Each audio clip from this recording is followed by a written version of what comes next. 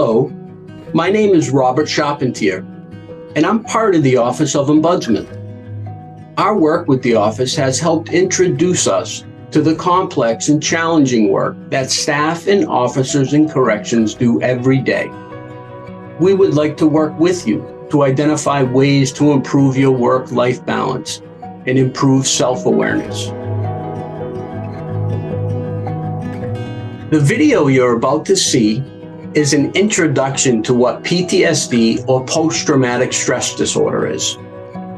PTSD is an anxiety disorder that develops in reaction to a physical, emotional, or mental experience that is traumatic.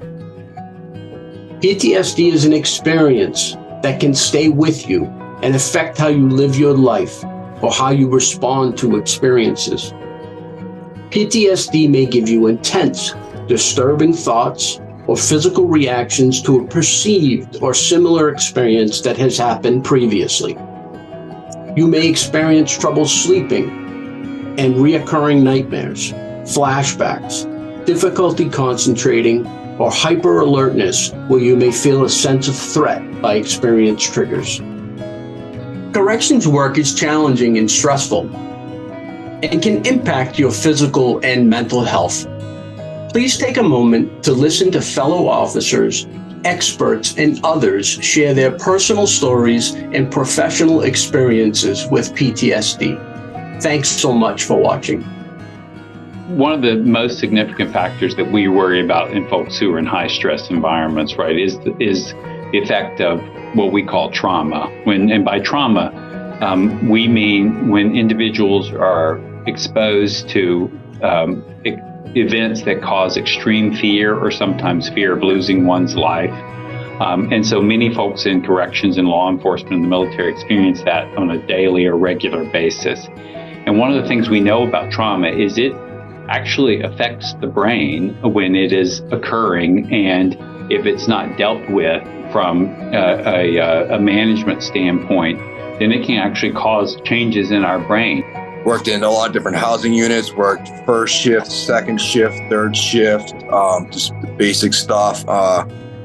And then in January of 2020, my partner and I were basically ambushed by 21 inmates, and we got beaten pretty bad. I was in the hospital for 3 days, got diagnosed with traumatic brain injury. Later down the road, PTSD, depression. I was having just insane headaches, just real bad anxiety, anxious, I'd be really tired and I would just sleep all day. And I'm the kind of guy where I can get 5.5 hours of sleep and I'm good, So I think it's just more just in my head of just a lot of it, I was getting paranoid all the time. If a car drove by my house too slow, I'm looking out the window, you just start coming up with these weird scenarios. The one thing I never wanted to see was an inmate hanging. I could go my whole career, whether it was 20, 25, 32, 40, 50, that's one thing I did not want to say. I'm I am good. I want no part of it. A few years back, I ended up coming across it, and we did our job. I happened to be the one to cut him down. And it really didn't, at that moment, because I have a job to do, didn't think anything of it. Just went in, did my job, inmate's alive, carry on, write my report, and go home. But probably maybe an hour after the incident, I had to go get some air. I'm wait a minute. And it did not do well for my psyche, at all. And I'm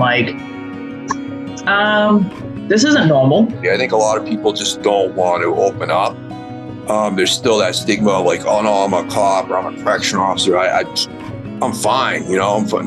No, you probably should just talk to somebody, and it doesn't have to be every week. It might just be a one time where you sit down with somebody, whether it's a stress unit or a therapist or whatever, just sit down for an hour and just kind of vent and just talk. And then sometimes that's all you need.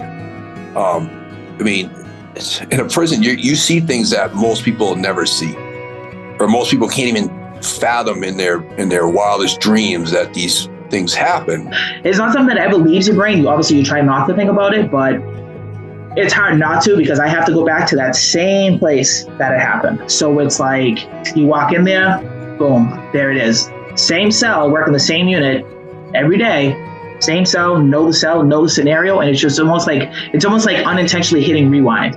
You can't escape If it. someone tells you that, oh, well, that's just the way it is, and certainly it's not to take away the reality that occurred, and it also is a powerful, potentially damaging reality. And so we have to acknowledge both of those things. And if we don't acknowledge the second part, then, and you and I are working together, and I'm like, well, that's just what we do here, and I'm like the tough guy, and it doesn't matter to me, Bob, and blah blah blah.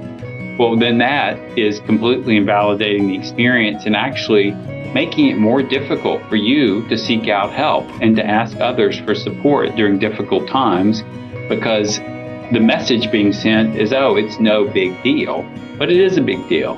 One thing I would advise people to do is to constantly be aware of the resources that are available and that are at their fingertips through their employer organizations, through their EAP, the Employment Assistance Programs, through their own communities, whether or not it be support groups or social organizations that support individuals, regardless of what it is. I want everyone to understand that I really do care about your health and welfare.